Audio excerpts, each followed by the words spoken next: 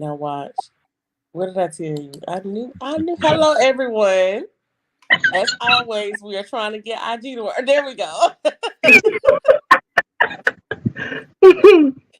I have a love-hate It's relationship with only IG. water. I promise you I do. Look, It it's is just now water. working, though. It is up. So, absolutely. Oh, listen.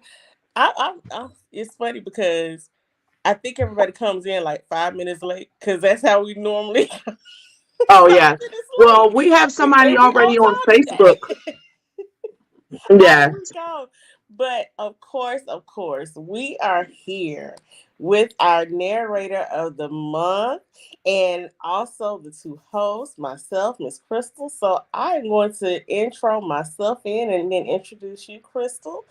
Hello, everyone on Facebook, IG, and YouTube. I am your host, Untamed author, producer, screenwriter. Thank you so much, Aubrey, for saying big yourself up. And I am here with my partner in crime.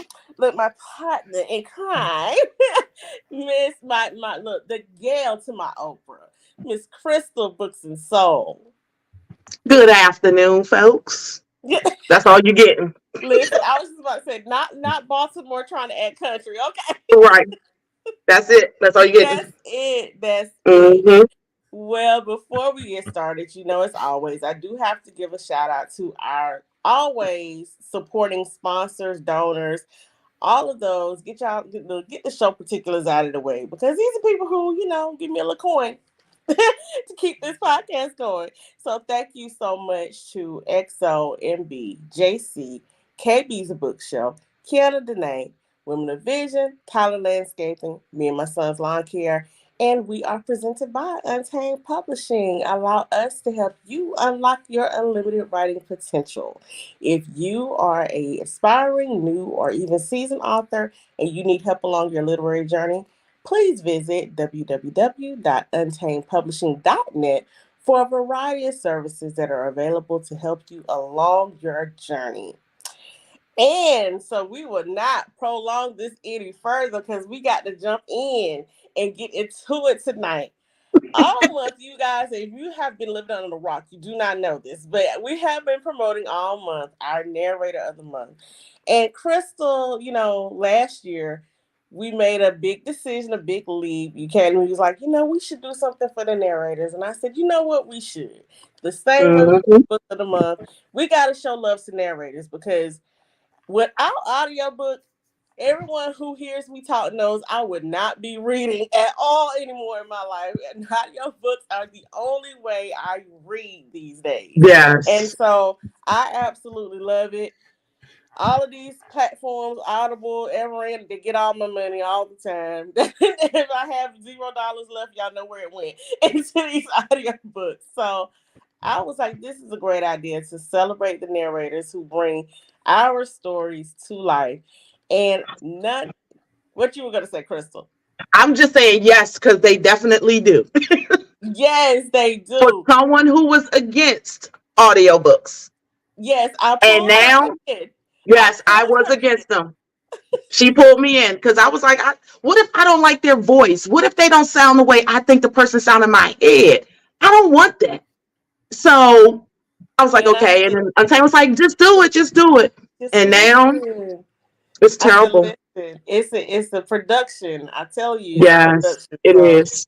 it is always, I love it because it heightens the book in so many ways for me. So I absolutely love it. I adore it.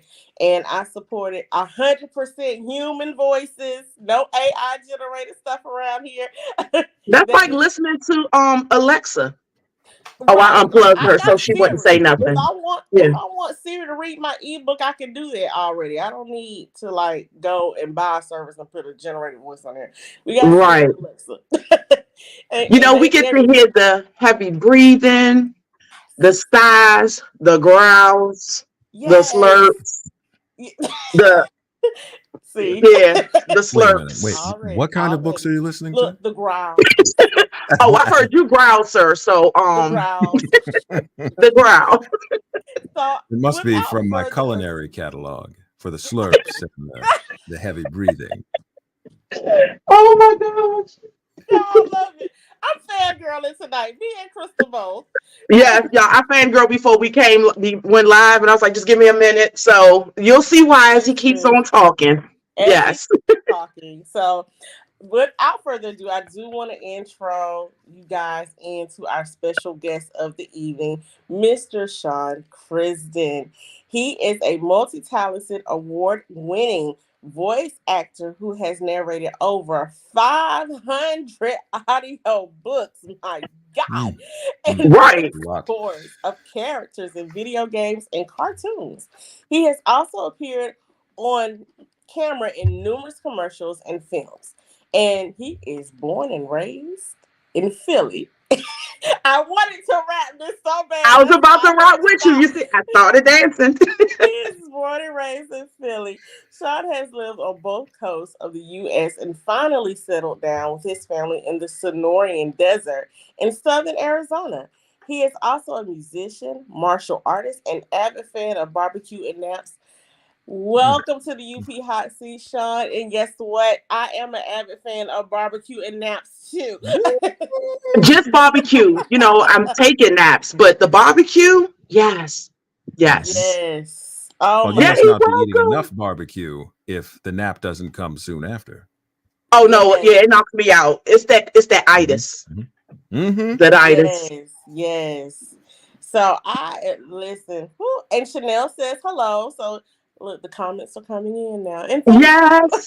Hey Chanel. Chanel, you forgot about me and Untamed. It's all about Sean. We gonna let it be all about Sean. That's fine. It is all That's about okay, It's Sean. Chanel. always I all know you about the need you guests, time too. never about us. Never about us.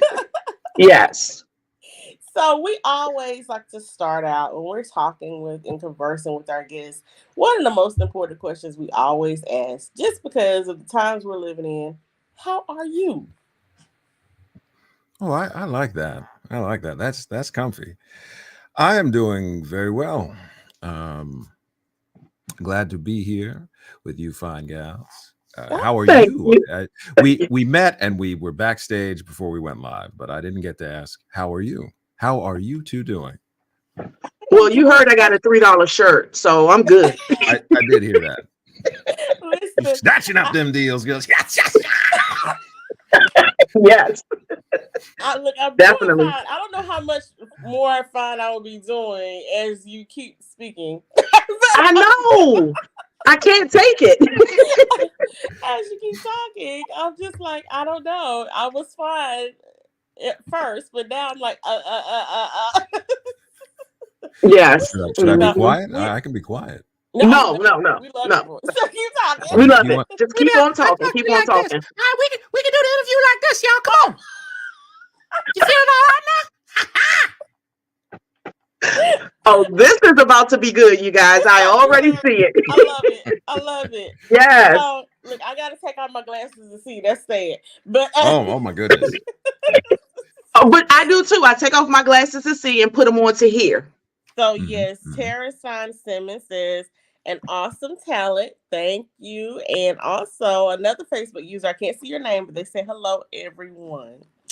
Yes. So Yes, all right, over here. I don't know what IG is doing, but it's being slow. People are of joining. course. Of course, it's Of being course. slow, but that's okay. They're about to jump in on the best part of the day. So I am the operator. You will see me going back and forth and toggling. So if I'm looking crazy on screen, y'all, it's because one, I got to take off my glasses to see, and two, I'm trying to navigate between three different screens. All right, so Yeah, that's a lot of work. it is a lot of work. So now that we know that you are okay, look, it's on you, Crystal. So, are you an introvert or an extrovert? Hmm. I typically like to say that I'm an introverted extrovert or an extroverted introvert. You can take your pick. But for the most part, I love being by myself. I'm not a very gregarious party seeker, Mhm. at least not anymore. Which a lot of people think is weird. They say, "Well, you get up on stage, you were in films, you did TV." Yeah, but I like my me time. So I Yes. find I'm most comfortable by myself or in very small groups. Are you a Sagittarius? No, I'm an Aries. Shut up. Hmm. I March 26th coming Oh, up. I like pie and I like barbecue. you know what? oh, Now I know I'm not gonna be all right because I'm an Aries too. Ah, there you go. See, that's what it is. That's that's what what it it is. is. Yes. It's I That's got nothing the wrong with ram being body. by yourself. You learn more about yourself when you're by yourself.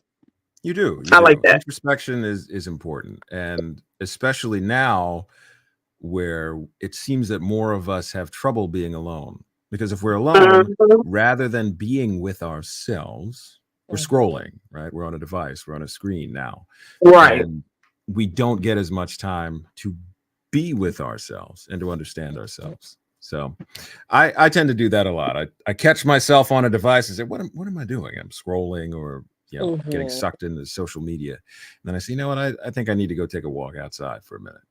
So Mm. I sometimes love that. I'm in the desert. It's Yeah. beautiful. Oh, you Yes, say he it said that's is. beautiful. I know. Like, oh my Hmm. gosh. You know what? Now that is something I don't hear about often.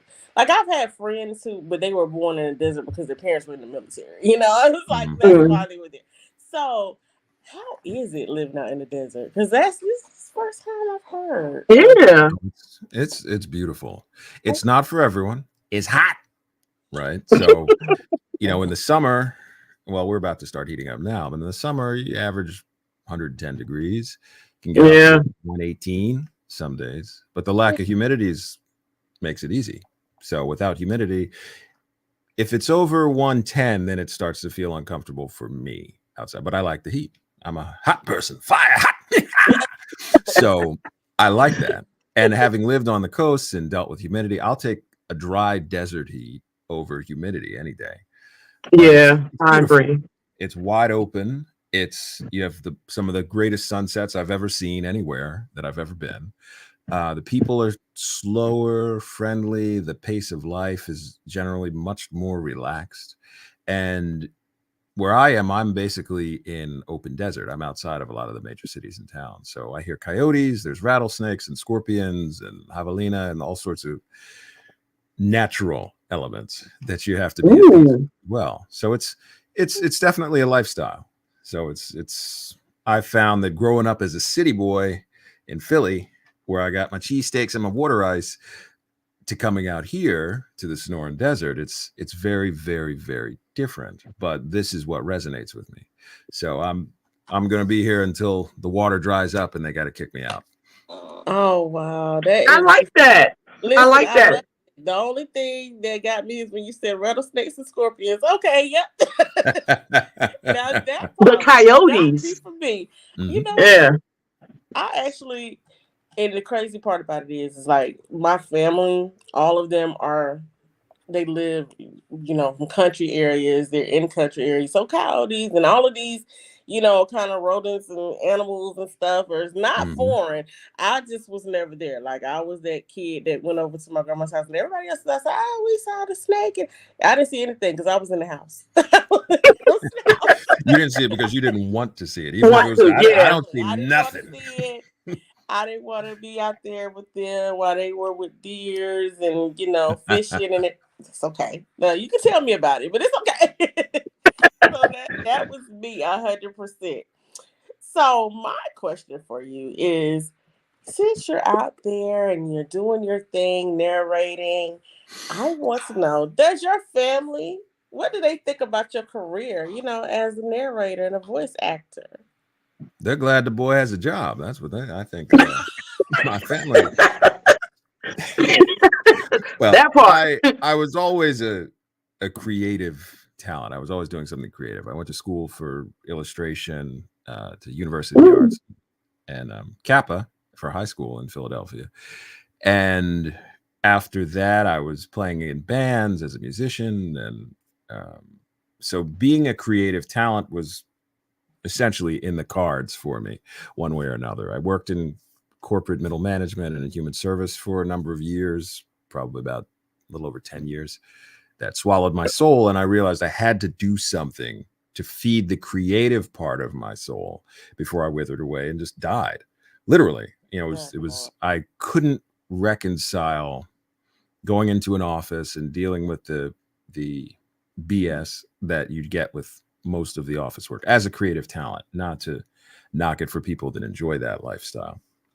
So I had to do something creative, and this became what I ended up doing because it was the path of least resistance in some regards, because I was a musician and I had a lot of recording equipment and I had vocal training and all of these elements that played itself into also then being an actor and being able to express through acting and bringing characters to life.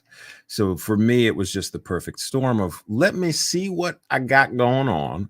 What talents do I have that are innate and natural that I can cultivate and then build upon without having to suffer too much to make it work. So that's how I ended up here. So more people should find, people have, how did you do what you did, Mr. Crisden? How'd you do the thing? Well, I'm pretty lazy. So I just look for what was easy. So it comes down to an element of that, right? So much like we were talking about, know yourself, know thyself, young man. So understanding those things for me made this a very viable path. So it had just happened to work out. Lucky me. So I'm very fortunate in that regard. I mean, lucky us too, because we just got two co-hosts, the interviewee, and a sidekick in just that short time. We just had about 10 different right at one time. And just a little short amount of time. In a short amount of time, and I love it. Yes. Well, that's how you know it's serendipity, right? That's what pours out of me. So I might as well get paid for it. So that is true. Well, I have a question, like a real quick question. How old were you when you first started acting?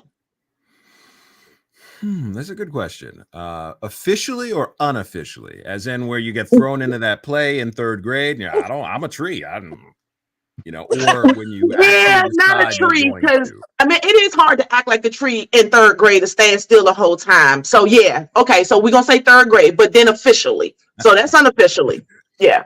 Officially, that was probably around 2007 or 2008, where you could say that I said I'm going to act and people paid me money to act. Probably around 2007, 2008, where I decided I'm going to do some actual on-camera acting. I had done a little bit of stage work, which isn't my forte because you have to memorize things and you got to show up, voice acting. And if they give you the script, I don't have to memorize anything. You read the words. Okay. So that's more my speed these days. But it was probably around that time. How old was I then? I don't know. I'd have to do the math. I don't even recall how old I am now. You never ask a gentleman his age. Yes. That is true. So let me ask you a question. I know we're supposed to be going to another question, but then I keep on asking questions. But have you ever done a one-man show before? I have not, unless you count just me talking to people.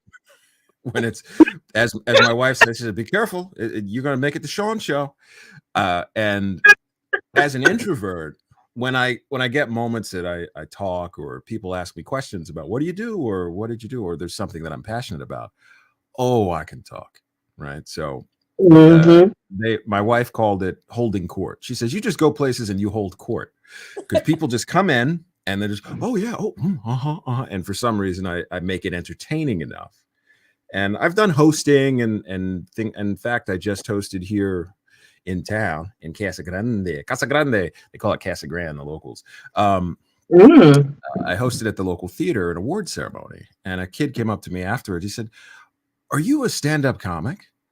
And I said, was I standing up here? He said, "Yeah." Was I funny? Yeah. No. So it's just I've never done a one-man show. I've thought about it because I like the elements of storytelling, and I naturally comedic when I tell a story, which could captivate some individuals. And I always like narrative comedic comedy anyway. I was a big fan of that guy with the Jello pudding pops, whose name I won't mention anymore. And novel stand-up comedy. I understand.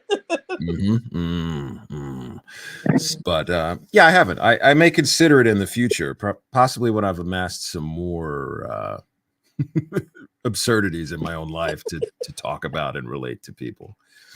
Well, I'm here for it. I am One of our Facebook. I'm sorry. I have Go been ahead. paid all evening already. I can just sit I know. here and let you go on and on and on. But I do want to say this. We do have some people who are chiming in. You have Yes. James Diamonds who's coming in and saying hello. They are loving your voice. Let's see. Denise X says it's hard to concentrate after the Love mixtape. Oh my goodness. Yes. See? Someone did not believe, like DM Simon said, no, you are not from Philly. Now we have Chanel. She says, not the absurdities. We have one of the Facebook users. Sorry, we can't see everybody's name in the Facebook group, but she wanted us to ask, can you growl for her? I know when I first heard him growl, I was like, am I supposed to be turned on? I was confused. Well, we have to specify because there are degrees of growliness, right? Especially as a character actor in video games. And, I've done monsters. And I think it was a monster that you was doing. Oh, well, that probably in the style of the Ink Demon from Bendy and the Dark Revival. Yeah. Yes. So that was a very popular video game. And they had a little bit of quick backstory to frame it. Is the first game was a big success, and it's a survival horror game. And one of the antagonists is a monster called the Ink Demon. In the first game, he didn't speak. He just loomed around and would chomp on you when you made bad decisions. And in the second game, he was back, but the developers decided to give him a voice. And they had to find someone to voice this Ink Demon. And you think, well, what does an Ink Demon sound like? And when I had auditioned for it, I said, well, he's inky, he's a demon. So I came up with the voice for the Ink Demon. That was something like this. And it became very popular. I see why. And people enjoy that. So the Ink Demon became Sean, do the Ink Demon for us. And and there are some of you that may find the Ink Demon to be somewhat. Sean is like making me lose all my professionalism. So yeah, I got a fan on me already. And it's so that's sort of become one of the voices that I pull it out as a party trick, so that people enjoy that. And it's one of the ones that I do. I have a backstage pass thing, which is for members who subscribe to Sean Crisden content. And every week I put up new content, and every week there's at least one layer of the beast element that is usually a story, sometimes speaking directly to you, often in that voice, and they get a little spicy, spicy meatball, just a little. It might be a little spicy for you, but for us, it's muy. It's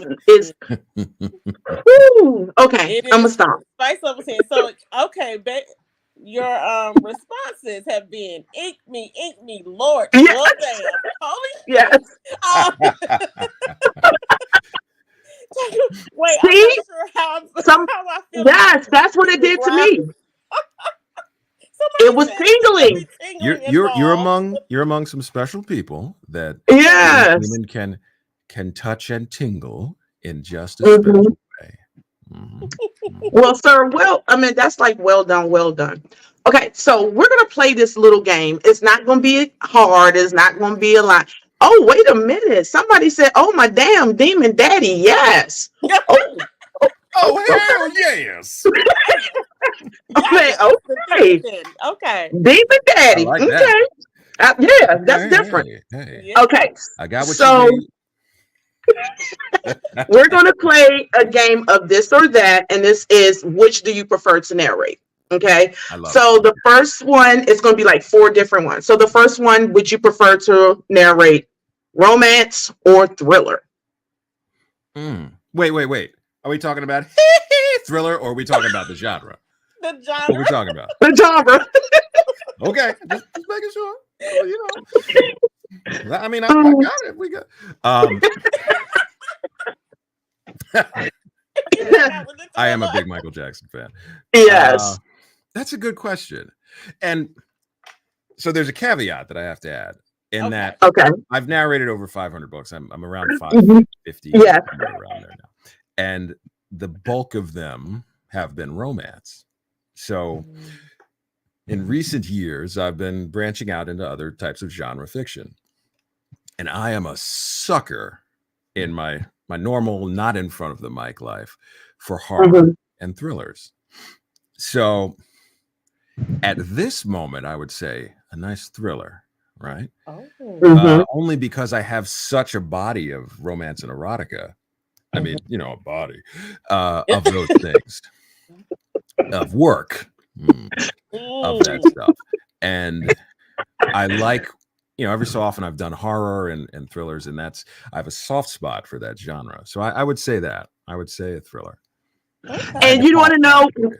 when we was putting this game together, and Untamed was coming up with the categories. I said, Untamed. Mhm. This man has narrated over 500 books. He probably done did them all.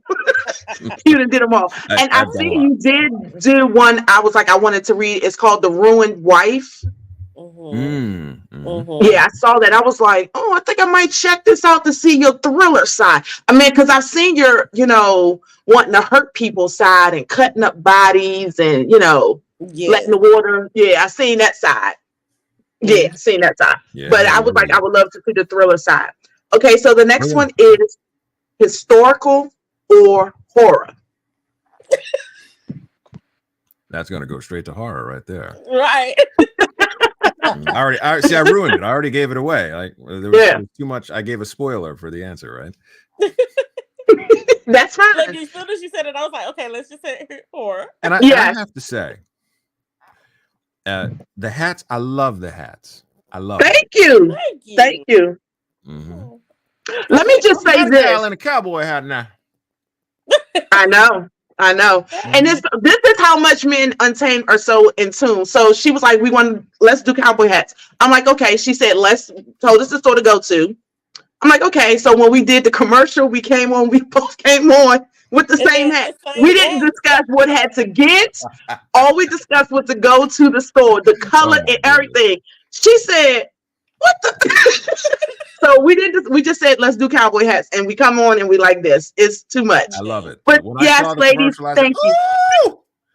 So yes. Yeah, I love it. Listen, All Chanel right. said my silly ass is just a giggling. Yes. They said you're great entertainment. And they love that you are being such a good sport. And they are dying laughing over at you. So we are too. We're really enjoying this. Okay, so what about suspense or fantasy? I like this. Let's go with fantasy. Only because through the breadth of fantasy, and I've done a number of fantasy titles too, even fantasy romance. So there's some of the romance books that get into fantasy, elves and demons and shifters and all of these things. That demon daddy. Fun. You better believe it. That stuff is always fun, right? So, and that evokes a bit of my childhood because I was kind of a nerd, and I loved science fiction, I love fantasy and horror, and when I get to narrate those books, it brings back an element of that anything is possible. These fantastical worlds and crazy characters that transcend, what we usually see in basically genre fiction that's based in realism. And I've lived that, but have I ever flown on the back of a dragon while sipping elfin wine? I don't think I've done that. So that these things are exciting on a level that appeals to more than just the narrator, but the little kid that's in me. So I'd go with fantasy. Someone said you did Aliens. Oh, I did.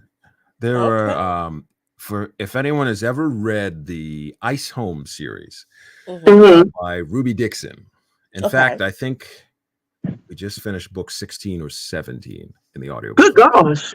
Oh, And they wow. are big, strapping blue aliens. One of them can change into a dragon, but the rest are just sort of aliens that it was basically a shipload of some Earth women came down on the planet, and they got with all them aliens. And man, there's tails and arms and alien goo. So it's a whole thing.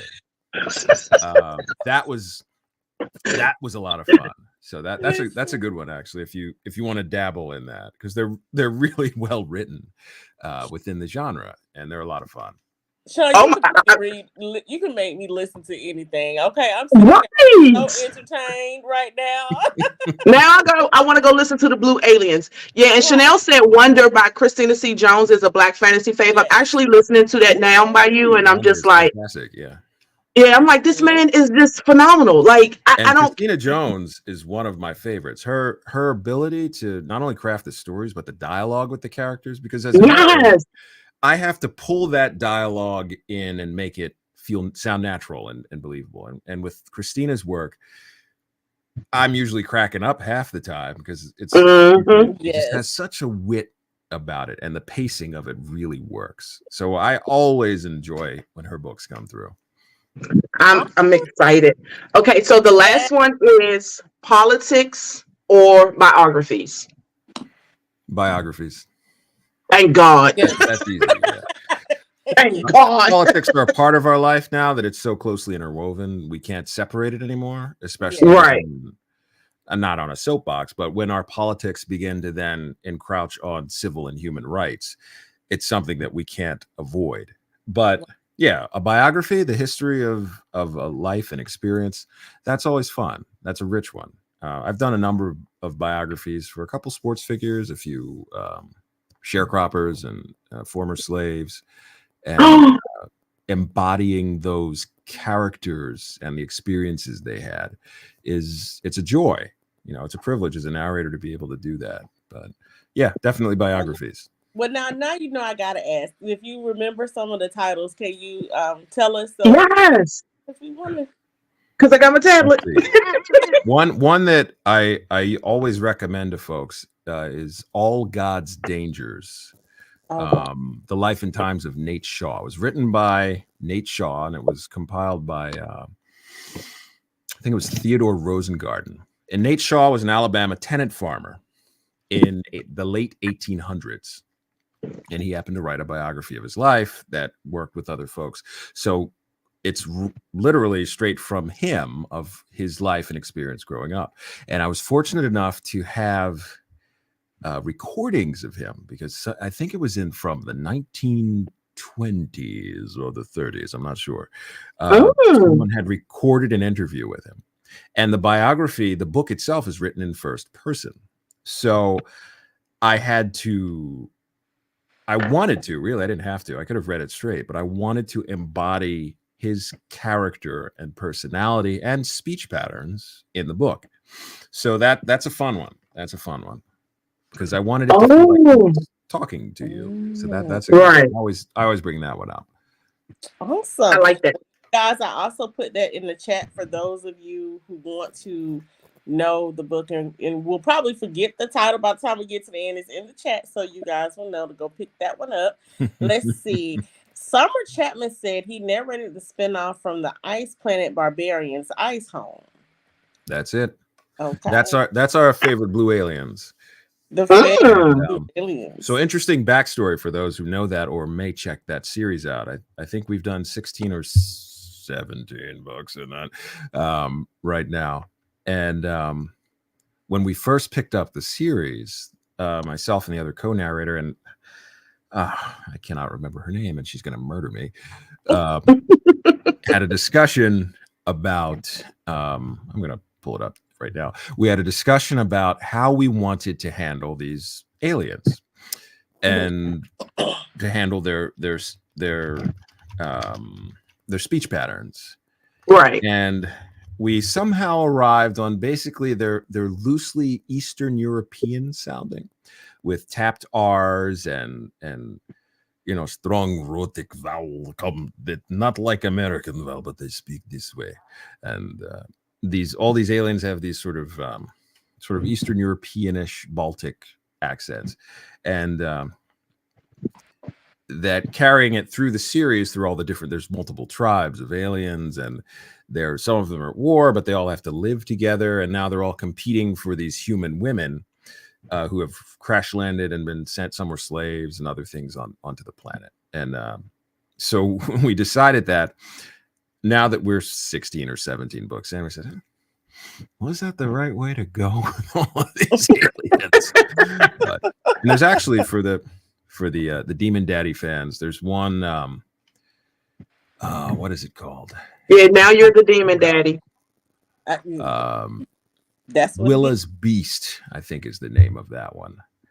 And that one, the whole book is on my portions is narrated by this beast named Grell, and he talks like this, you know. So he's that whole thing.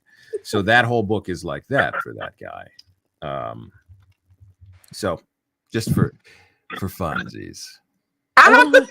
These comments are killing me. Like I'm over here clutching like yes. And look, I'm just gonna put this one. I don't know who said this, but I think Lisa said it because the next person said Lisa Whitehead, not Lady Wood. No, I think she was responding to the person who put this comment up that says I would be walking around with Lady Wood if I had to listen to the hunk of a voice every day. Yes.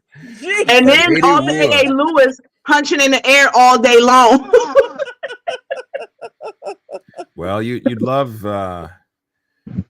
Bendy and the Dark Revival. That's all that. The Ice Home series with Willa's Beast. The co-narrator is Felicity Monroe. That's who my co-narrator, and she's on all the other Okay. books. Okay. Or come over to Sean Crisden's Backstage Pass. I growl in your ears all day. He sure do. That's where I first heard. Yes, and Yeah. someone said they would love the backstage. Who is this? Viviana Enchantress. She did say that they would love the backstage content. I finished one just today. That was basically that beast comforting you after a hard day, and comforting you the only way he knows how, with oral sex. So that's how that works. That's the only way he knows how with oral sex. Okay, I- you know what? I'm dead. I'm dead. Look, you're not the only one. I need to go open my window now. The fan ain't working no more. The fan is not working no more. Well, look, we're going to turn it up a notch because now we're going to flip into the romance, because I do want to ask, like, how did you decide upon narrating romance? My very first audiobook, and this was this was 2009, when I decided I'm going to do voice acting, because I was coming out of doing a lot of on-camera work. I'd done stunt work and fight choreography because I'm a martial artist, and some acting, and getting tired of playing thug number 4 and, you know, villain number 6, you know. Right. So I said I'm going to go into voice work because they don't see my face. You know, I want to, you know, then I can be thug number 4, like the traditional, you know, what do you want to do, boss? You know, which way are we going to handle this? You know, that kind of stuff. Or, you know, all the other character acting. And they don't, so you're not seen and instantly prejudged to say, you're going to be a drug dealer, son. I need you to, you know, so that kind of that in the industry, which is always challenging as an actor of color, of being precast as soon as they see you. Which in the voice world, you can, whatever you have in your vocal toolbox, that's what you can be. So in 2009, when I just got started, I said, I'm going to go into voice acting, and I'm going to pound some pavement and drum up some contacts and get some gigs. The very first, in fact, I think it was the first official voice job I had.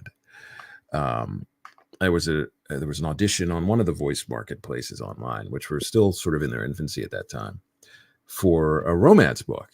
And it was male romance. And I don't care, you know, adult consenting love is adult consenting love. And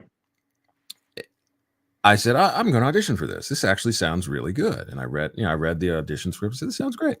And auditioned for it and somehow booked it, you know, so it was my first gig. So that essentially started a cascade, because then I just kept booking more and more books, because for some reason people enjoyed my narration. And then there was a huge glut of romance at that point. And I was doing everything from male, female, menage, harem, reverse harem, group set, like all kinds of stuff. And I love it because I enjoy all those things. And it just grew from there. So that is it in a nutshell of how it built to be that. Okay. I was about to ask a question, but then when you said that I really enjoy all of those, it just left. It just left. I can't take it. I narrate all of this smut, and I'm just let me get myself under control so I can narrate such filth. Oh, it's filth.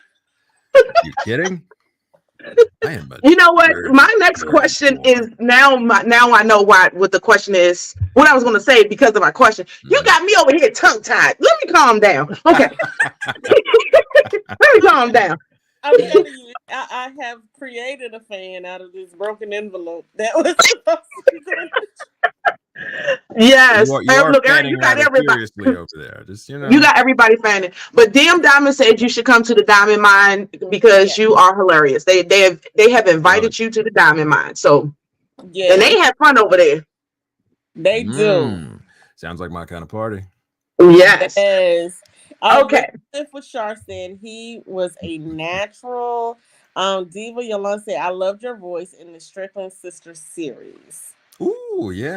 Oh my gosh. As Ryan, that New Orleans accent, I said, where'd that come from? Ryan Boyer was one. Yes. Yeah, I remember him. Yes. The fact that what I love about you right now is the fact that everything that we talk about, you know what book to send us to. Like you 500 and you still know where to send us. Well, and I'm loving it. Let me manage expectations in that you got really lucky with a couple of those. But I and you can look at previous interviews where they say, "Oh, tell us the book." There are times because it's genre fiction, right? So we expect certain beats, certain things have a thread of similarity throughout most of the books and titles we read in a particular genre. So after having done so many, they tend to blur together. There are some outliers that I remember, and I said, I love this book and I love these characters. I mean, obviously Ryan Boyer is one of them, but there are many times where things tend to blur, and they'll say, "Oh, say the line from the book with the guy that did the thing with the stuff." That's might as well be what people ask me. And I'll say, yes. Oh yeah, Alonzo. Now, Untamed, I told you about Zoe. That's Jovan's daddy. That man, when I say Zoe was oh Jesus Christ, Zoe played no games with Angela.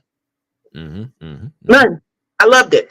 Okay, so this was my next question because I told Untamed my favorite voice by you is your women voice. So how do you decide on specific voice and tone to do for each character? Now, I told Untamed, I said you sound to me like an uppity bougie woman, and I'm here for it. Yes, I love it. It depends on the narrative and the characters. So usually I'm generally given free reign from most of the producers and authors who say they know what I do by now. And they say, I want Sean Crisden, do your Sean Crisden thing, which is nice to have that liberty in your work. I like that. Yes. So once I understand the narrative, and so here's the secrets. Before that, so I'm getting ahead of myself. This is a secret just between us. Okay. So, we coming in. So I don't actually pre-read the books anymore. I have a prepper who preps the books for me and then creates a Cliff's Notes version of the book. All right. So then I work from the Cliff's Notes, which gives me a chapter summary, character descriptions, and an overall summary of the story. So I know where we're going. So with that being said, all right. After I read the summaries of the stories and of the characters, then I make choices. So this is the actor part, right? So you make choices with what's in my toolbox and what feels appropriate to the story and that particular character, and to hope that it works. So far, so good, for the most part. It's excellent. So that's how you make those decisions. Yeah, it's excellent. Because I like to, as an audiobook narrator, I like the listener to hear the difference between the characters. Some audiobook narrators like to read it very, I won't say straight, but in a way where they're not Mhm. necessarily doing strong characterization. And some people like that. Similarly, some people don't like what I do. I tend to do rather strong characterization for each character so that when you hear them, you know that's that character. And they all sound Right. different and they can all be in a room talking to each other. And the goal is to have the listener be able to track the conversation without saying, Tyrone said, Sally said, he said, so that Yes. you don't have to miss out on that element, because some authors don't necessarily constantly track, because obviously you have, if you're looking at the written word on the page, you can see that, oh, this is indented as if it's a new paragraph, so that's somebody else speaking, or how Right. it's structured in the flow of words. You don't have that if you're simply listening. So I like to give stronger characterization to characters, and for some people it works, for others it doesn't. But that's just my personal choice. So I like to lead a listener through it that way, without me stomping all over the story of the narrative, where it's like, oh, that's that Sean Crisden again. He's just Sean Crisden and everything.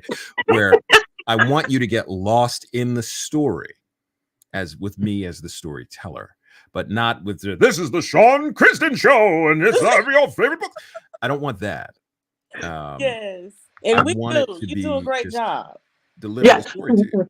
Hollis, I mean the brothers in the Crown Legacy, when all of you guys would like in a room together, I can tell Saint's voice, Jedediah's, Pharaoh's, Hollis, like I can tell Creed's, everybody's voice is different, even the women. I called Crystal. Thank you. Yeah, well, Yes. and that's one of my favorites too, because I love Yes, the characters I in can Crown tell. Legacy.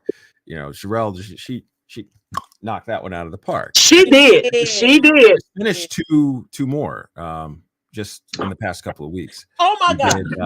We've been waiting. We've been waiting. Yes, we won't read it. Crystal, and I was like, I was crying in tears. I said, Crystal, if Sean gets to Hollis's book, I don't know if I'm gonna be able to finish it, because his voice with Hollis has me dying laughing. I just finished Hollis, To Hollis and Obey. That was Crown Legacy 7. And I love Hollis and the way she writes him. Yes. Hollis, he don't give a fuck. He's like, look, let me tell you something now. So what we're gonna do, because he's smart, but he's a comedian and he wants to sort of diffuse situations with humor, right? Because he's the hacker and the tech mind there for the Crowns. And I was laughing out loud in that book, and hopefully everybody will enjoy it. And I said this was fabulous. This was simply fabulous. And I finished Claiming Keaton's Sanctuary, Keaton and Vashon. Which Vashon, he's the senator, so the senator was always talking this way when he would tell you things. He's kind of a little stiffer and wants to be a little hoity-toity. Right. And, that one was fun too. So those two just got wrapped up. In fact, I just did the pickups for Claiming Keaton's Sanctuary 2 days ago. So that should be hitting retail shortly. Untamed, we about to be snatched back up in the Crown Legacy world. I love it. My favorite is Saint, though. Saint was always my favorite. Oh my gosh, Saint is my favorite. That raspy, deep voice. Yes. Oh, I love me some Saint. Because you go from Hollis is just this guy. Listen, let me tell you something. Now we don't have to do it this way, but we can find a way to do it. And you had who was it? Nash. Was just real straight and forward like this. He just say, let me tell you something, And then Saint would come in and talk to y'all like this. Listen, I come in and I clean it all up for him. Right? And Jedediah. He was the cleaner, right? So he's the cleaner. Right. And, Jedediah is just that big quiet dude. He's always but he got something going on turning in his mind, But I love the Crown series. I love the Crown. Yes. Saint, oh my gosh, Saint voice, I can listen to it over and over and over again. And, it's with Wesley Siobhan as the co-narrator, who is fantastic. So it's a great recipe for good listening. It really is. I dig all of it. I dig it. The comments are flying in. Oh my Yes, they coming in. They said, "Come through, Saint." Someone said, "I need him to sexily say, 'Good morning, beautiful. It's time to wake your gorgeous ass up and start the day.'" So I can record it as my wake up. I'll do it. I'll do it for you. And just so you know, it's a little self promotion. If you go to my website and my shop, I do custom voice ringtones and prompts and alerts just like that. So what was it? Good morning, beautiful. It's time to wake your sexy ass up. Oh, Your gorgeous ass up and start the day. Good morning, beautiful. It's time to wake your gorgeous ass up and start the day. Or you can lay there a little longer. I'll be right over. I hope you recorded this. God damn it. That, you know what? Okay. Next question, please. Lay it on me. Lay it on me. Unsay. Just go ahead. I don't know where I'm supposed to be at no more. Ooh, Jesus. Right where you are, baby. Right where you are. Okay. It was over. She said this. Oh my fucking God. Oh gosh. She said we are all sitting here with our mouths open. Yeah. Mm-hmm. Don't leave your mouth open too wide. Might have to fill it. Listen, I have never with barbecue. Barbecue. I don't know what you're thinking. With my juicy, delicious smoked meats. I was thinking that. I know. I got you. Look, when I get off of here, I'm gonna need me some. Look what Ronnie said. Some pharmaceuticals when I get off. Of here. Oh man. Oh, no, I did my job. I know my job is done. Your job is done. So I will ask you this though: what, if you can remember this, what character sticks out for you that required the most preparation? See, I think I gave a spoiler already too earlier, because it was probably Nate Shaw in that biography, All God's Dangers, only because I wanted to. He was a real person, and I wanted to be able to embody him in a way that felt genuine to him. Because if it's fiction, that's one thing. So you don't have necessarily have a character that exists, that you have to not only represent appropriately, but also hope you don't offend, mock, or make a parody of in your representation. So I feel like I'm just giving all the spoilers for your questions now. But I think it was him, because I had to listen to all the recordings of him, and I did over a number of days before I started the narration, so that I could feel like I was embodying who he was and do it justice without basically making it bad comedy. Awesome.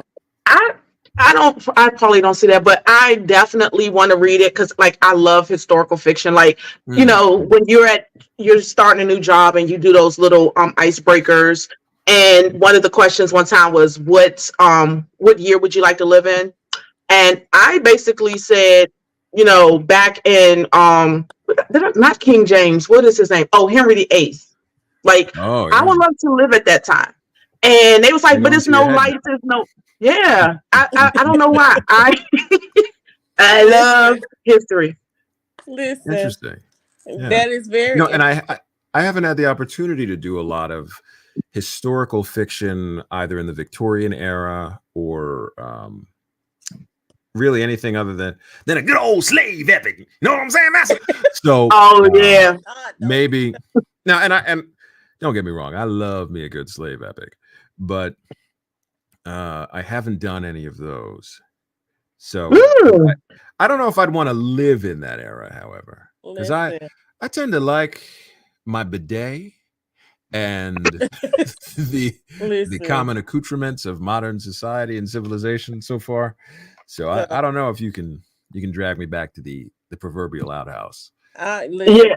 I'm with you, Sean. I'm not going anywhere past 1990. Okay, Well, no, so my aunt, she had a take my past outhouse. Let me 1990. see. Keep me here. She didn't get a real bathroom in her house until the 90s. So as a child and as a teenager, we would have to go to the bathroom in the outhouse. We would have to go pump water out of the well. So I'm that's probably why I would do that and be fine. But then too, I've used the bathroom in places I shouldn't have used the bathroom anyway. I don't care. Because they are always cleaner than the porta And I potty. You're all think right. we all have at some point in our life had Yes. bathrooms, places that we shouldn't have used them. That is true. That is true. Hey, But either yes, by choice or by happenstance, one way or the other. one way or the other. But I do Yes. hope that if you do have a chance to read historical fiction, I would love to hear it because you Me have too. just a well of characters in your voice, and I can see you delivering on that with such. So I do. Thank you, thank you. So I do anyway, appreciate It would that. be great. It our definitely would be historical great. fiction writers in the Well, room. especially as a talent, I largely work in a vacuum now. That I have my own studio that I generally work out of, and since COVID, I haven't. I think I've traveled once to another studio, but that's usually for commercial or video game work. So for audiobooks, it's usually just me. So being isolated introvert, a lot of times I don't know the impact of my work on other people because I don't read reviews very rarely because I find that they tend to permeate my psyche too much, where I feel like Mm. suddenly I want to win everyone over. Right. So you want to, and obviously that's an unrealistic expectation. You cannot. So I avoid reading reviews altogether. So I try to get a general barometer of, okay, people tend to like what I'm doing. I'm going in the right direction. And there have been misses. I haven't had all hits all the time, but I think overall I'm trending toward being tolerable. You have missed this? Where? Listen, I have never seen you miss anything. Right. Where?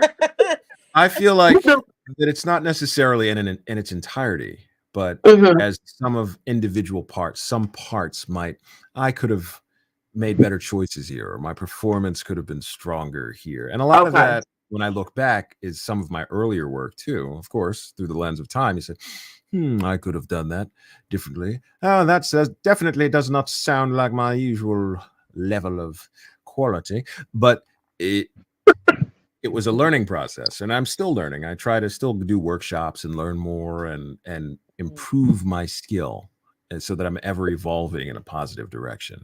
I try to do that in most things in my life. But so who knows? 10 years from now, assuming AI hasn't taken over and they've cloned Sean Crisden and it's just all my greatest hits in every book that comes out, hopefully I'll have improved even more.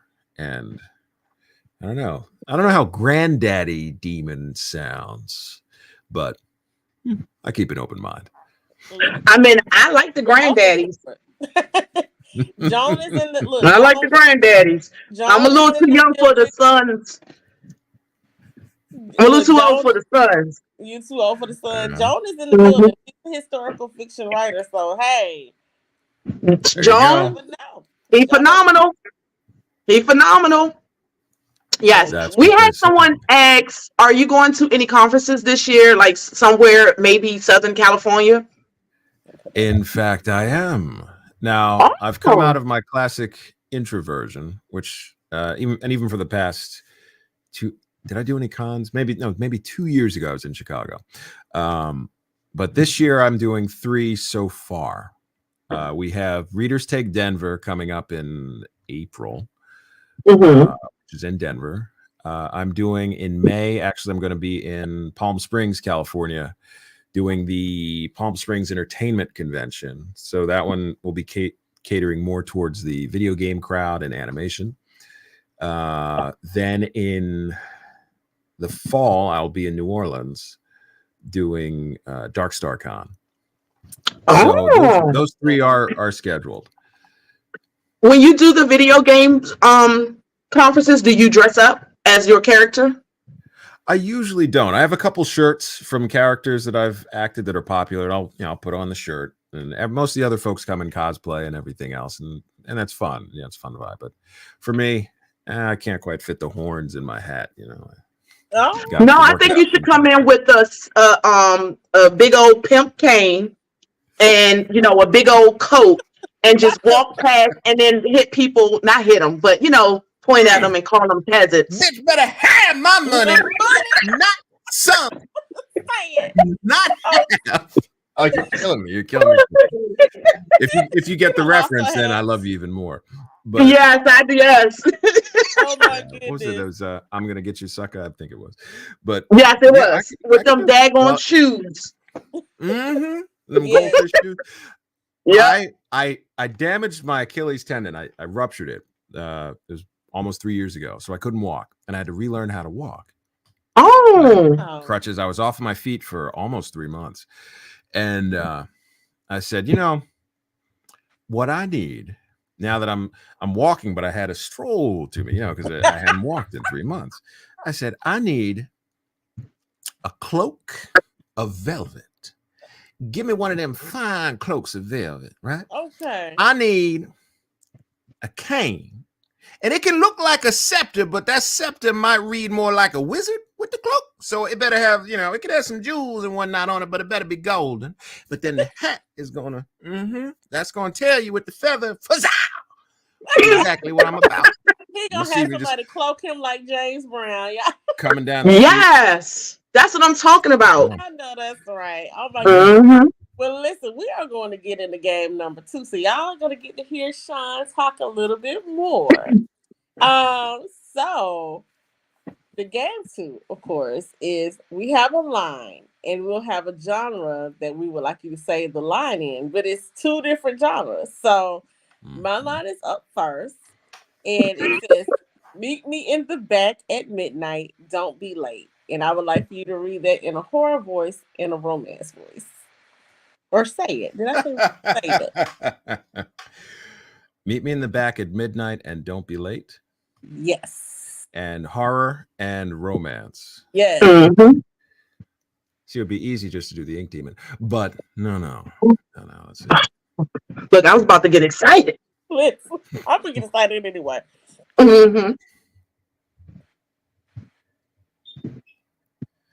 What's the line again? Meet me in the back. Meet me in the back at midnight and don't be late. Meet me in the back at midnight and don't be late.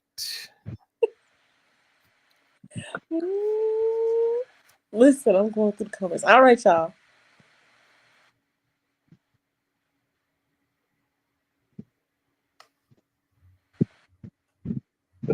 You thinking of a romance tone?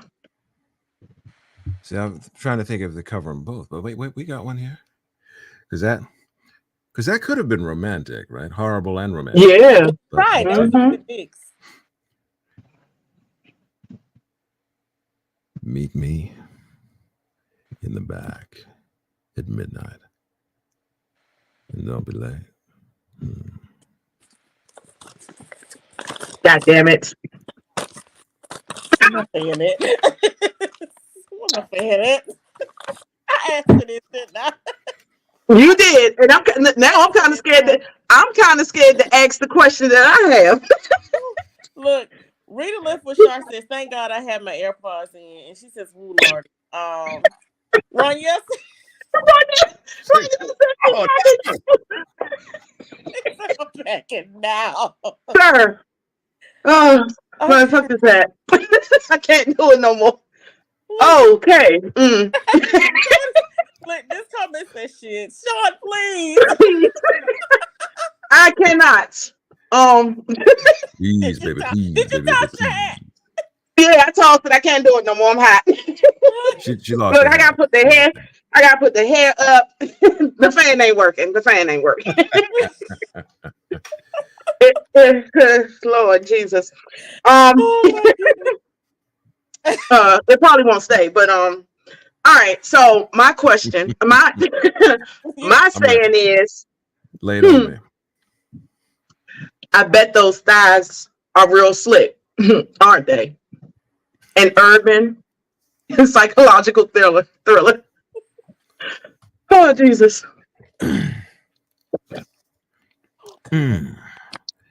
Yo, listen. I bet those thighs are like real slick, ain't they? Mm-hmm.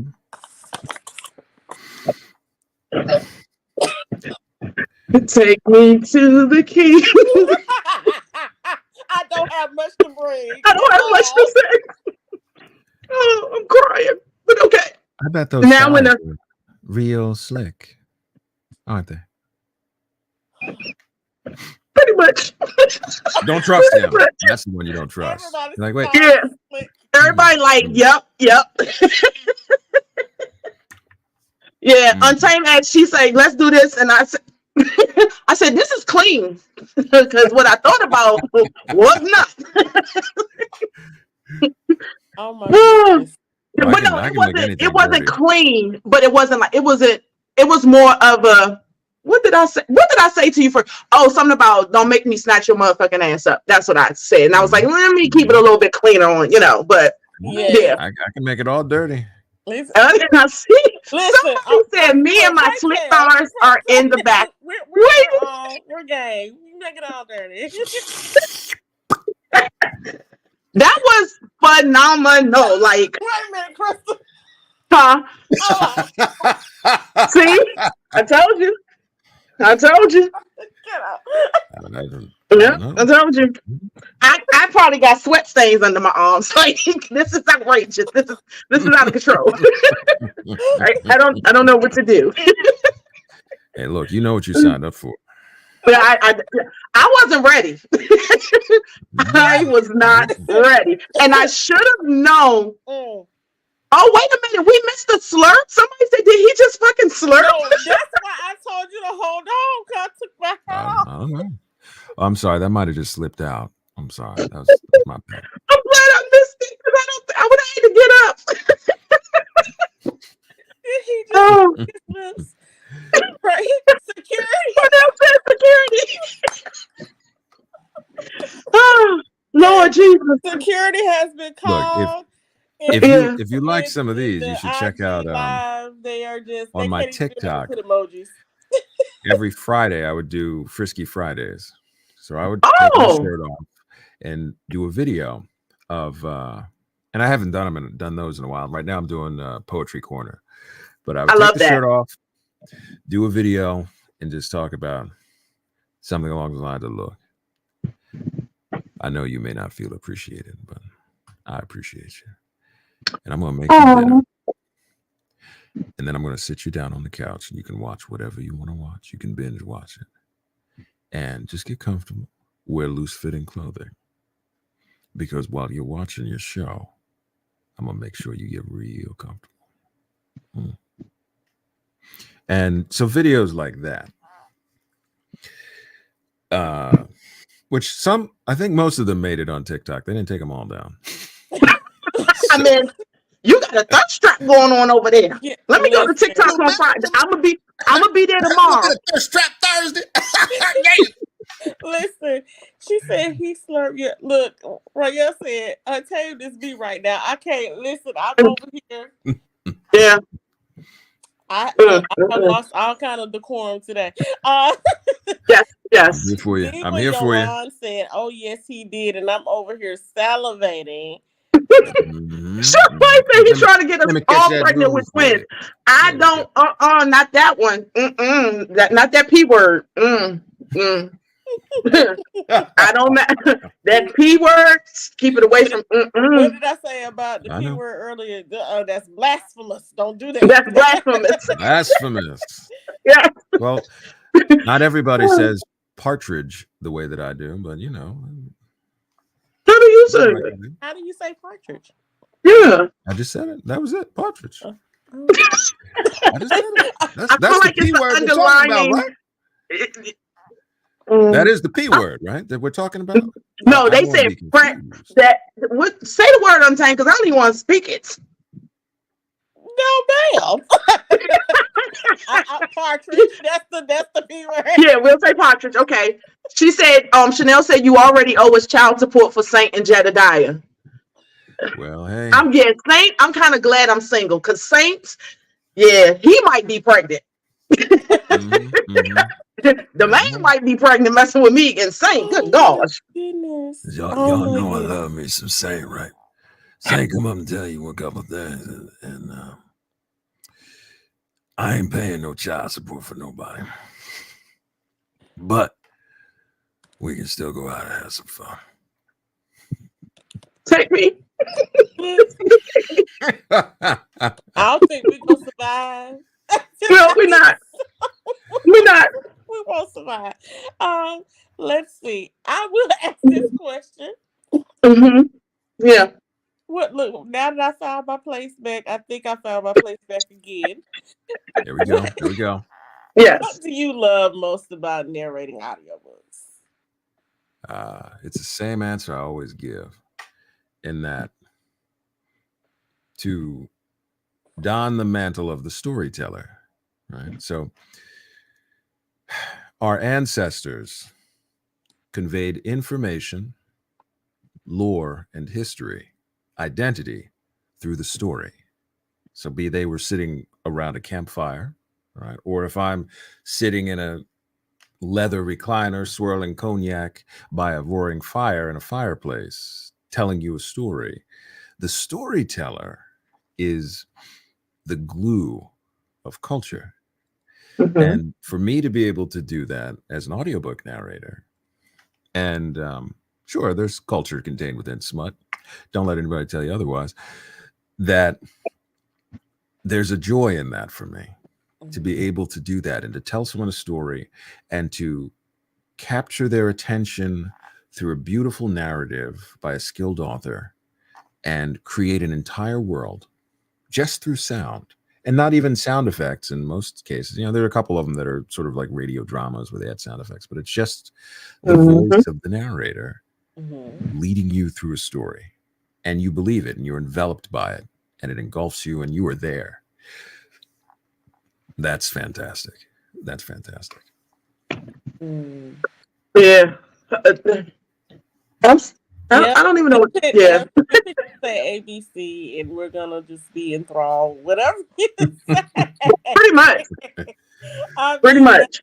That's where we're at with it. So, I don't even. I actually want to know the answer to this question, but I gotta prepare myself for the answer. So, I like it. I like it. How did you feel when you first narrated a sex scene, and how do you feel about it now? Excellent question. Do you remember the first time you had sex? Jesus. Assuming it wasn't traumatic or something that was a negative experience. But the first time you had sex, you'd heard a lot about it. You anticipated it, most likely. And then it happened. And you're not sure what faces you made or what sounds you made or what you even did. Was your leg shaking? Did you have a weird twitch? Did you squeak in a weird way? You're not sure. And then you look back on your contemporary sex life and habits. Hopefully there is one that is active and healthy. And you think, you look back on from where you started and what you may or may not have done or been embarrassed by. And now you think of where you are and you think, damn, I really lay that pipe, right? So this is all to say that when I first started, I had expectations, and it took an element of being the professional narrator to, there's compartmentalization, right? So you're reading a story and at first, she said big throbbing member and heaving bosom, so there's that. But then there's the professional and you decide what it is that you're attempting to do, your goal, and how you're conveying it to someone who's listening. And then the elements of human sexuality within the stories of two people or more having sex and imparting that in the narration. So at first it was awkward, not because it was embarrassing, but because I had to learn the skill of presentation for it, because we have sex. And when you have sex, you have whatever motions and ministrations and affect and things that you do and you like to do. But now you're embodying someone or someone's else and portraying different elements of their sexuality for someone else to observe and listen to, for an audience. So there's these other elements at play that the more I did it, the more comfortable I became, not because it was sex. I mean, sex is sex, right? We love sex. It's great. It's a part of our humanity and who we are. But I became more comfortable with portraying it through the lens of someone else for someone else. And not in the way where you think of, say, an adult film star might do it. So where everything is just this, generally this overemphasized, overdramatic, hyperbolic sexuality of moan louder, thrust harder, do more. That's not necessarily what we want in the book. There are elements of ferocity and dominance and strong sexual energy, but it can't be so overplayed that it then feels fake and foreign, because the sex, if we're talking romance and erotica, the story is the vehicle for the sex. We want to get to the spicy parts. So that's what we want. So being able to put that and frame it correctly and have it in the right lens, that's what I became more and more comfortable with. So it started awkward, not because it was embarrassing, because it was sex or sexual in nature, but because I had to understand, okay, how do we frame this? How do we convey this to a listener so that it's not ridiculous?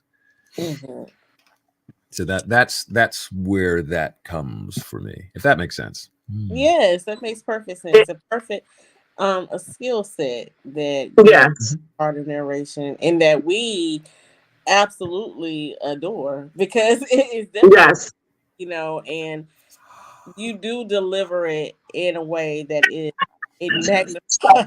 magnifies the story. These comments have me cracking up. These comments are out of control. They are out of control over here, Sean. Somebody just said, can I get him to read my March bills to me so I won't be so grumpy paying them? Lisa, is that you?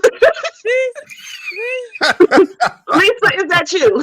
Because that sounds like something you would say. Oh my gosh. Like somebody's MO. Oh boy. Yes. Someone else asked, does your wife like listening to the books you narrate? She has listened to some of them. Now, we have to put it in perspective. She gets this all the time. Come on. But well, damn. Okay. Well, damn. Right. Well, damn. That sums it up, ladies. She gets it all the time. And in fact, I think getting a little hot under the collar. So she has listened to some of them. She usually prefers to listen to the ones that I recommend to her. I say, you know what, this one was exceptional, not because of my performance, but because of the story itself. Because every so often I come across a book where I say, this book is phenomenal, and it just stays with me for just the caliber of artistry in the prose and the story and the characters. So every then and again, I'll recommend a book to her. But for the most part, believe it or not, she doesn't really listen to a lot of them. So, okay. I mean, she gets tired of hearing me. Well, because like you said, she gets this all the time. All the time. And he said, Thursday night special. Okay. Yeah. Okay. Well, so someone. Oh no, go ahead. No, go ahead. Because I was about to say I don't know the name, but go ahead. She went to a every then and again I get invited to events or industry parties and things, and she went to one. And I remember when I was still doing on camera work. I don't remember what this might have been for the Justin Guarini show. I did a sketch show with Justin Guarini of early American Idol fame. That I think it got canned. They never did anything with it. We did 3 or 4 episodes of it. But we went to a party for it, a release party. And I think it was the costumers or the wardrobe folks met her. And I said, this is my wife. And they said, you are so lucky. oh, how can you stand it? She's so funny and so much fun. And my wife said, mm-hmm. I've been with him a long time. So yeah, the jokes get old. Yeah, she's over it. She said Yeah. Done. No, Done. yeah, but you want to know what? When you just said that show, I did remember that show because that was after the first season of American Idol. I do remember that show. That's right. That's right. When he was riding his fame, he did To Justin and Kelly, the movie, and I came on. I did watch the movie. Comedy. Yep. So there you go. I want to say I was trying to log in so I could see. I don't know who the Facebook user is. So if you could tell us your name, they would like for you to wish them a happy birthday because tomorrow is their birthday. And I was trying to find their name. That's wonderful. Yeah, we don't have their name, so we want to wait to see if they can give us their name. So give me your name. Well, let's get a name. Let's get your name. Y'all? Oh, Andrea. Okay. Wait a minute, is it Andrea or Andrea? I was like, okay, Aloysius Thumpernick.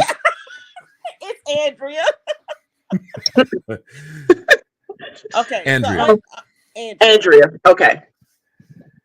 I hope you have a wonderful birthday, Andrea, and that you make 22 look amazing. I know you're not 22, are you? But you look it. Oh my gosh, that was so beautiful. Thank you, Summer. Thank you, Summer, so much. She just said, great interview. She's going to listen to the rest later, but she was like, thanks, y'all. You're welcome. Thank you, Summer. Thank you. Oh my gosh, that is I love it. I love it. I love it. Oh my goodness, y'all. This is so much fun. I thank you both for having me. Yes. Well, I have two more questions. Well, it's more like a game, but it's a question. I just want to know top 3 faves in your movies and books that you've read.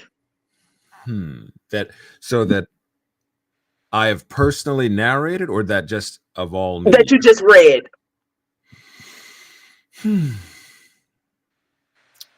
Movies that's an easy one. Okay. I sort of lump them all together. Okay. So I don't put them in any particular order, but you said top 3, so I should probably abide by your rules, but I'm a rebel.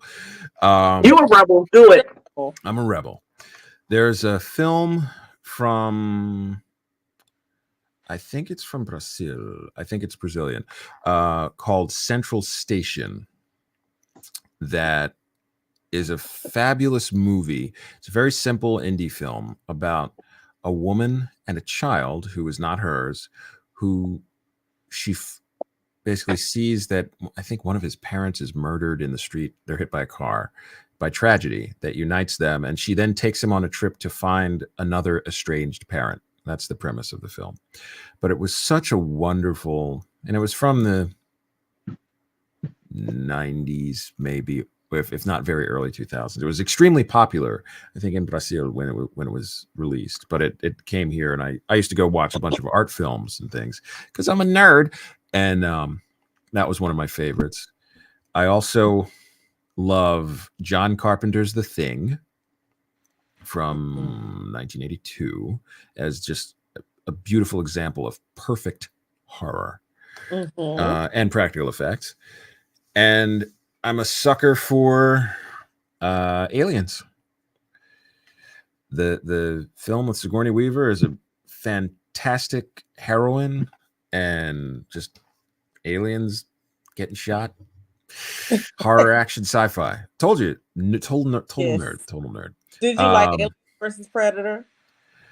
Not as much. I pretty much, after Alien 3, right, none of those movies really ever happened. And even Alien 3, I allow it because the cinematography and the soundtrack are so wonderful. But Alien and Aliens are near perfect films for me. Okay. In terms of that genre of film. Much like The Thing. That film is just perfect horror. That The Shining with Jack Nicholson, fantastic horror. Yes. But Red Rum. What else do I have? Books. my favorite books. This is gonna sound strange, but I told you I'm a big kid. It still goes back to the first book that I ever read in its entirety in one sitting, which was Banicula, which was about a vampire rabbit who would sneak down to the kitchen at night and drain all the vegetables of their juices, and the family was trying to figure out what happened. It was like a kid's pseudo horror before Goosebumps and those books that came out. Okay. And that book has such a soft spot in my heart as a children's book, young adult book, that I still own a copy of it. It's not hardback, it's paperback, and the rest of the books in the series too. And I can't remember the author's name. I'm sorry.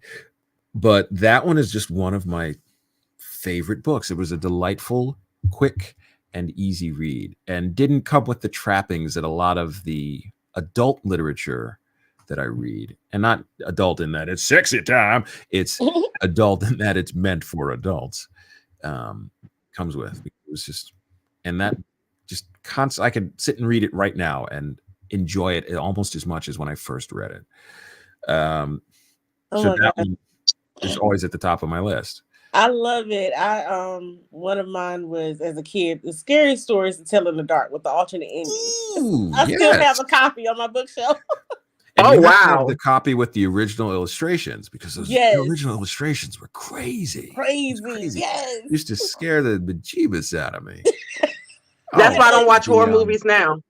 I'm a horror fan. Oh, I love horror movies. Yeah. It's very difficult for me to find a horror movie that actually scares me anymore. Oh yeah. I'm an adult, and obviously, there's the suspension of belief and yada yada, or disbelief in this case. But I haven't seen a good horror film that actually scared me. And people recommend a bunch all the time, and I think, oh, that was well made, or that was good, but I don't feel fear anymore. So if you have one, send it my way. I don't have any. These days and times, I feel like most of them are either possession films or, they are more like, bad fated destiny type of thing. Yeah. So if there's any fear, it's like, I don't ever want to be in that situation, but not Sure enough. Not the fear of the film anymore. So if I find one, I'll let you know. Yeah, please do, because I love me some good horror, and bad horror too, truth be told. Chanel said real life is scary enough. You better believe it. That's the horror. Listen, yeah, really. I'm telling That's why, you. see, I'm not a thrill seeker. That people say, you don't go out to the club, you don't go out to do. Girl, I can barely survive just walking down the street. I'm lucky. I just try to stay home, do my thing. I don't need to increase my chances and roll the dice anymore than I hear you. So, what are do you like sweets? So I should ask you that. Do you like sweets? Of course you like sweets. Yes, ma'am. I'm talking to you too, aren't I?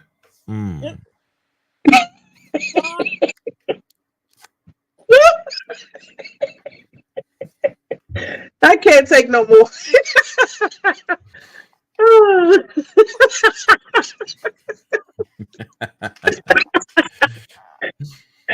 I can't take no more.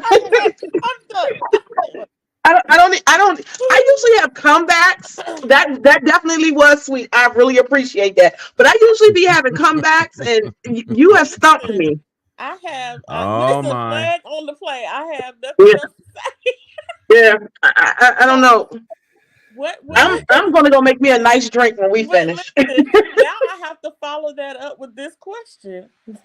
What are your 3 favorite sweets?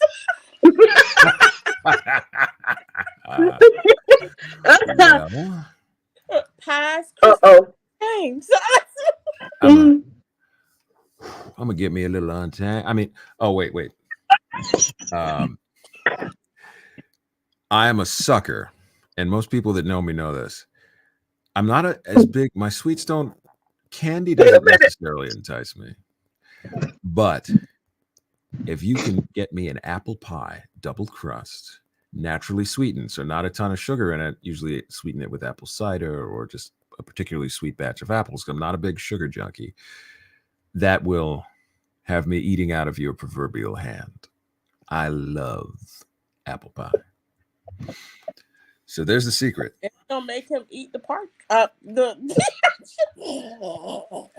Well, when I say I'm a man that loves a good hot sloppy pie, I mean it. Yep, flag on the play.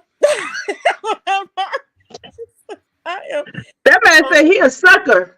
He is so he Mhm. loves a good hot Sucker, liquor. He a sucker. Mm. Oh Lord. Oh my Jesus goodness. Christ. Vanilla ice cream. Hit me with that vanilla ice cream. If you don't have any, I'll bring the cream.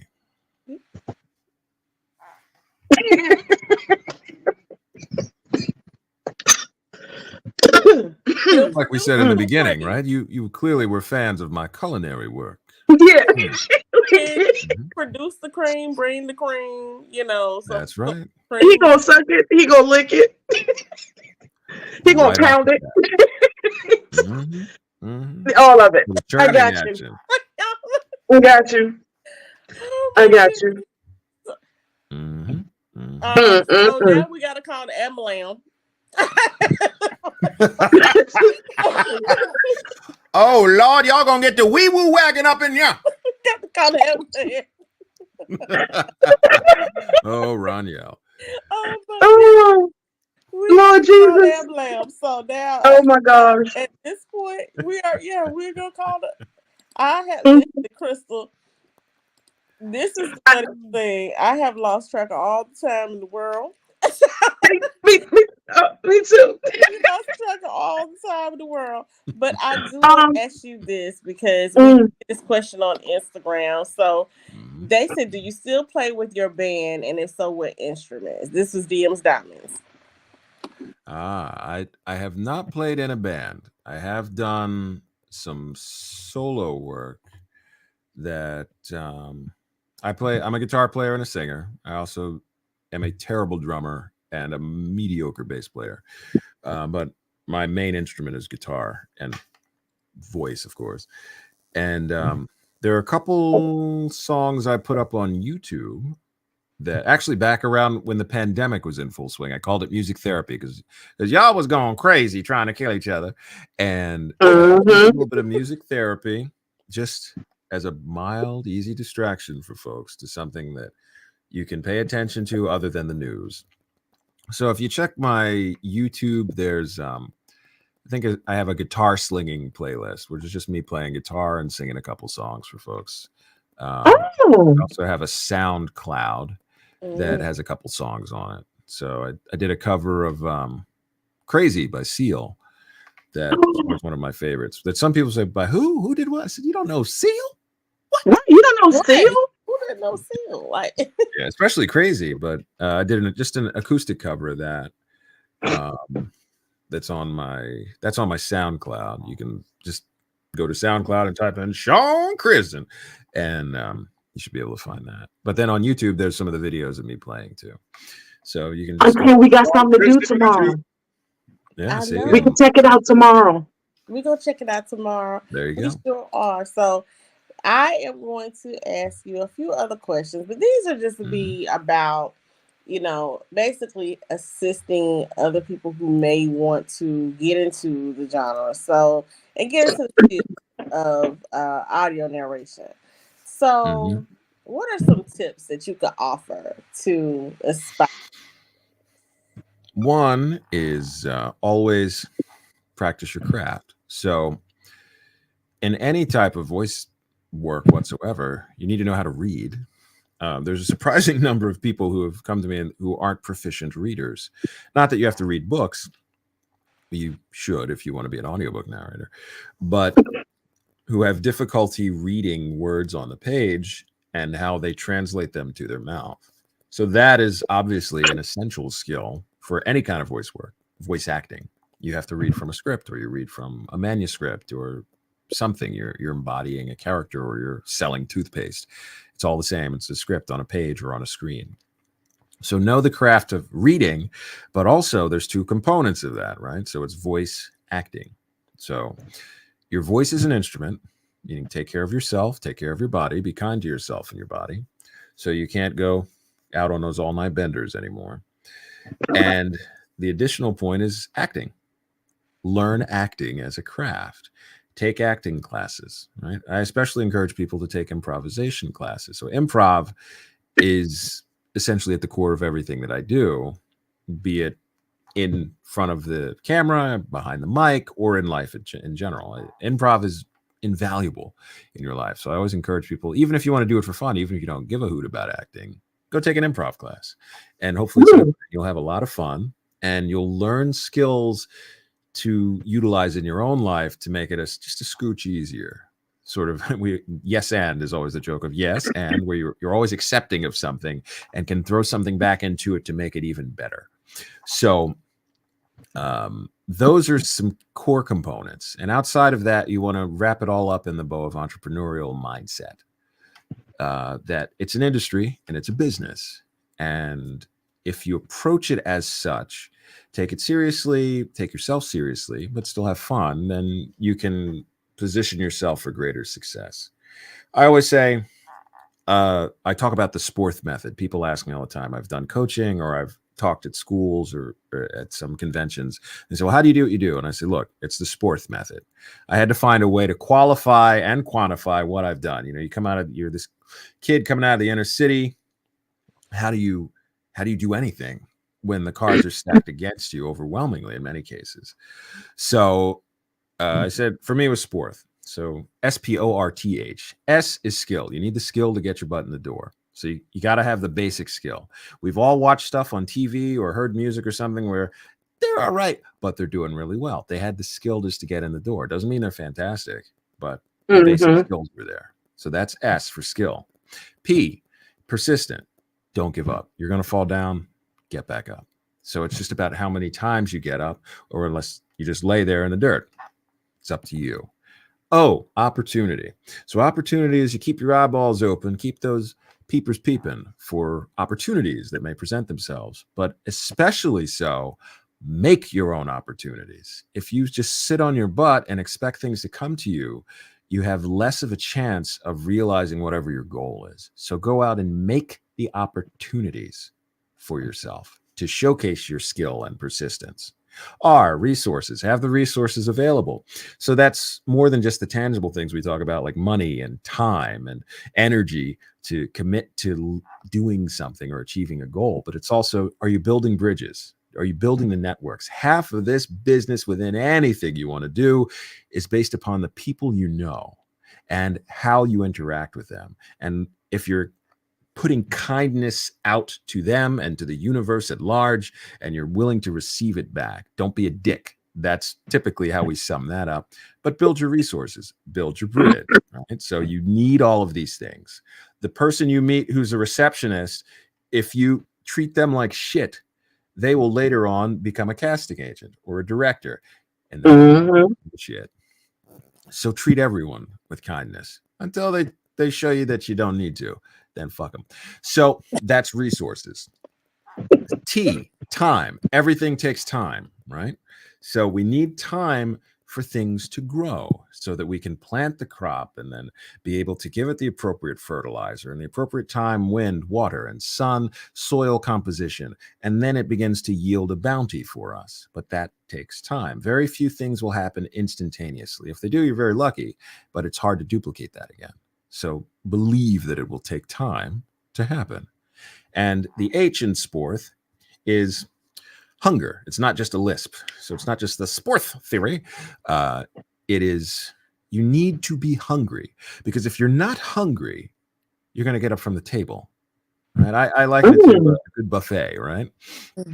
That I go into the buffet, they see me coming and they're like, oh no, not this guy. And he looks famished. I am going to get my money's worth at the buffet. Believe it. So, and they're going to roll me out of there in a wheelbarrow. I'm not endorsing gluttony, but I do me. So if you're hungry, every time you fall down, you're going to get back up because you got to eat, right? You're going to learn the skills because you need them to eat the food. You got to catch the food. Right? You got to build those opportunities. You got to make them. You got to have all those resources at your disposal and be willing to utilize them. You have to put in the time because you're still hungry. And I know that if I eat it now, it's not done yet. right? It's got to, like I say with barbecue, when I'm smoking meats, it'll be done when it's done. When it's ready to be done, that's when it's done.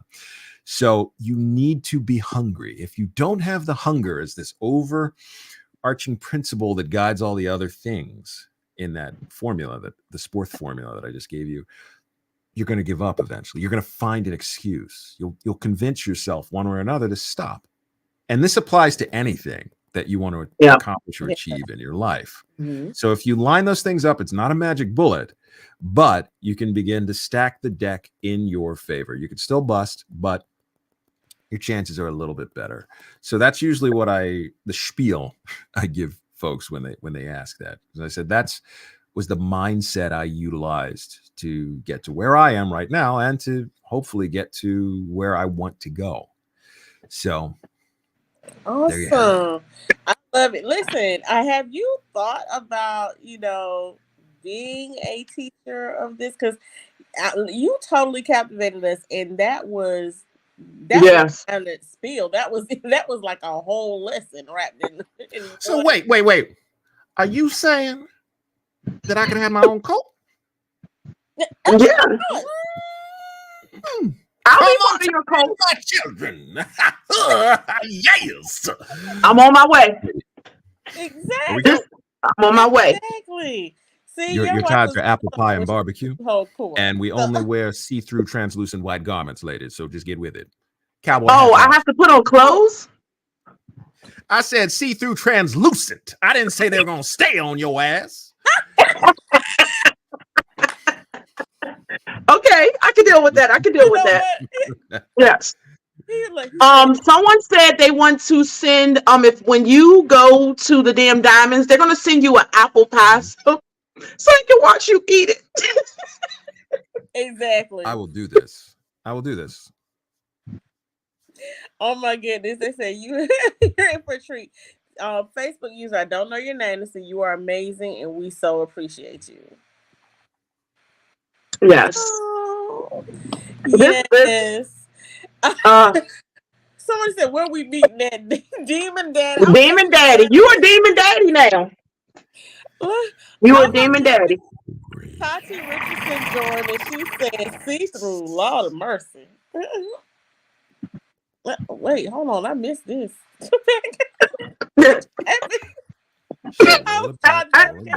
I had to stop because it would have went flying. The water would have went flying.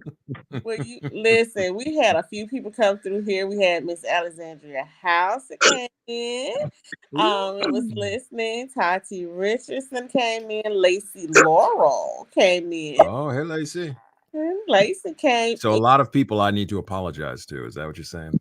No, it's not. Absolutely. You don't have to apologize to nobody. And if somebody tell you that you do, let me know. Well, I do want to get this question in. Yep, that part. Let me know. I got you. She got you. We do have one question from Instagram, and I want to get it in because she just joined, so she wanted to ask: do you have a favorite genre to narrate? Again, this goes back to that earlier question. Right. I am super comfy in romance and erotica because I've done so much of it. But now the heart yearns for something more. So I feel like I would love to do more thrillers or horror just because in my normal life, that's typically a genre that I really love. I've read a good amount of romance for pleasure. But professionally, I've read so much of it that I won't say I'm jaded on it, but there's a degree of apathy now that comes with it, where it's not hitting as hard as it used to, because I've done so much of it. So now I think I need the dynamics of another genre to really balance everything out. Okay. Roniel said, thank you for sharing your time and letting us get to know you a little. Yes. Yeah, I appreciate that too. No, I wasn't okay. I was choking for real. We were choking for real. But yeah, I was choking. Ask you this, Sean. So we got to come over there and give her that Heimlich maneuver, that Heimlich. Is that what it is? Listen. being in that clear, translucent clothing. That's what My daughter call it a funky roll. There you go. Well, Sean, if someone wants to connect with you, for work or just to hang out with you on social media, where can they contact you? I usually just send people right to my website, which is seancrisden.com, conveniently enough. And that has links to all my socials. It's got the Sean Crisden Backstage Pass if you want more of that special good stuff. There's it also, links to pretty much everything. My email's there. You can ping me. I love getting DMs. I love getting fan mail. So if you want to shoot me a DM or email me, by all means. Okay, y'all now. Don't blow this man up now. Don't do it. Don't love you. Bring it on. You didn't open the floodgates. I'm a big boy. I can handle it. You about to get some gotcha. in the mail. Yeah, you probably about to get a whole bunch of apple pie. I'm ready. So you're saying I might have to buy some new clothes, huh? Gotta take my belt off, let my pants out. Yep. Wear those translucent. Just, I don't know. I have never been so. I don't even know what to say sometimes. Yeah. Right. Oh my goodness. That's the power of love. That's the power of love. I see. Yes. Yes. Thank you guys. Yes, this was definitely good. You made my Thursday night. So we went from Robin Banks, we're talking to Joan, so now we got then to apple pie being pounded and a translucent, And a $3 shirts. And a $3 shirt, yes. A partridge in a pear tree and a $3. And a partridge in a pear tree, yes. So yes. But Sean, it has been such a pleasure speaking with you tonight. Yes. Entertained us, and the people who have been watching, they're gonna come back and rewatch this entire show. I'm gonna go and watch this entire show. I might as well watch it too. I mean, I don't want to miss out on Listen, we all are going to rewatch this entire show. Yes. A word because I can barely say anything. I have been fangirling and tongue tied all night long. So yeah, pretty much. Thank you so much for joining us and being our narrator of the month. It was such a pleasure going through your catalog and just highlighting all of the wonderful things that you have done, and we will look forward to all of the things that you will do. And of course, you guys, please make sure that you are following him on his social media, Sean Crisden. So please follow me, y'all. Please. And if they weren't following you, they are now. I can guarantee you that. Yeah. I guarantee you that. Well, Crystal, why don't you shout out your social media information and then I will give mine. Books and Soul. I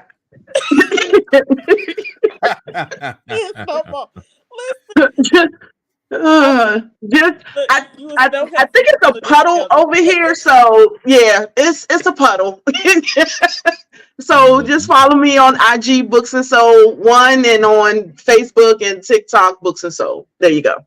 My goodness, listen, this is my fingers trying to keep me to get myself together over here. So all right. I know.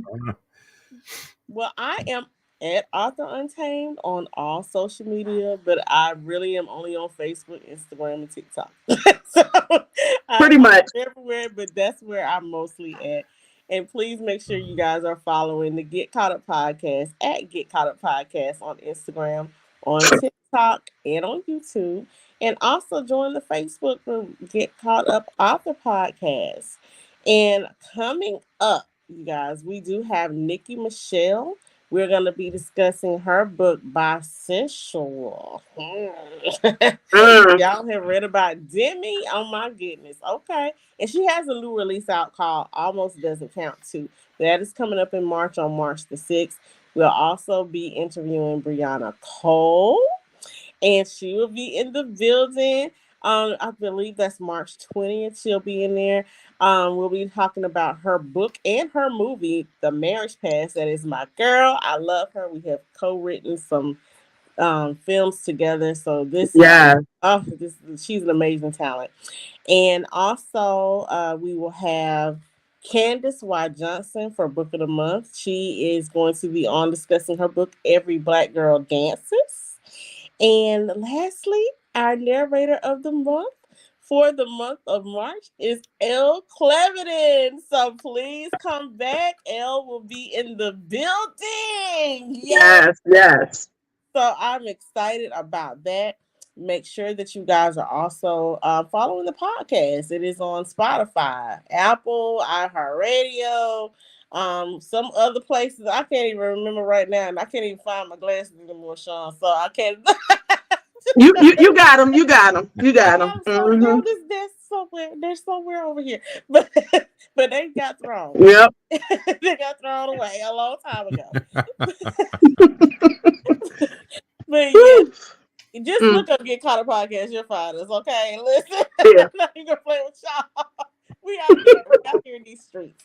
And I just want to tell you guys, thank you so much. To all of our international and national listeners, y'all, you look, these numbers are numbering. I appreciate you all so much. Every time we go back, the numbers are higher. In the last 30 days, we had over 6,000, almost 7,000 listens in 30 days. Like, that is amazing. So you guys Thank you. Well, it's about to probably break now because Mr. Crisden that came on here and blessed us. 20,000, 40,000, 50,000 listens by the time we get through it. Yep. So we appreciate you for sure. But yes, thank you. Thank you, guys. I'll put up some comments. Chanel said, thank you, Sean. I don't know who this is. Sean Crisden is a super talent. Great. Thank you, Sean. And yes, you got applause. Before I go, because I don't want to do my people dirty over here. DM's Diamond said, congratulations, Sean. Karen Paul voiceover said, great interview. So we are so excited. And look, thank y'all narrators for hopping in here and supporting. Yes. Thank y'all. Sean, you big. Everybody I have been going to the gym. Because you've been eating too much apple pie. You better believe it. And barbecue. I just smoked 30 pounds of pork last week? And you making pulled pork sandwiches? Ooh, I froze so much of it. I had to freeze half. I just finished the last bit I had. I had pulled pork tacos. I had scrambled egg pork. I had waffles of pork. I'm all porked out. Oh my God! Good. And when I love pulled pork. Everything. Yesterday I just had some good brisket and ribs. I love some brisket. Woo. I could eat barbecue every day. Oh. Yeah. So now you're gonna get barbecue and pie, okay? Just so you know. Yep. That's how they go together. Give me that hot meat and that hot juicy pie, girl. I'm done. Okay. Yes. So now we're gonna get off so we can go mop up our floors. Yeah, pretty much. No hot shower tonight. Okay. No hot shower tonight. Well, thank you for everyone who tuned in, everyone who's still here. And look, I wish you all the best. Hopefully, security. Right now, still calling for security. Get that ambulance. I hope that you all can get something tonight. Pretty much. Yeah. But something. Okay. Mm-hmm. Look, and until next time, don't forget to get caught up. Good night, you guys. Good night. Good night.